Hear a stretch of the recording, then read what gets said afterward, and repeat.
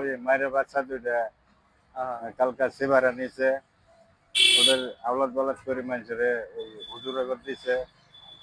আর মা মরে গেছে 10 দিনের দিয়ে।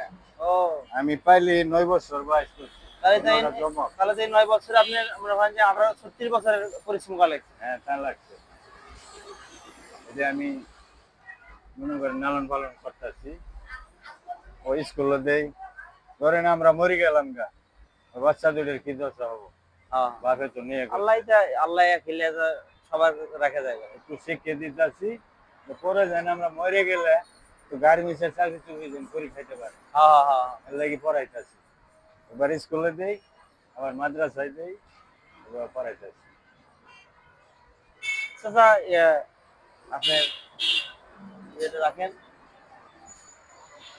আমার আমার সম্মতি আগে রাখেন, কিছু মনে করেন না।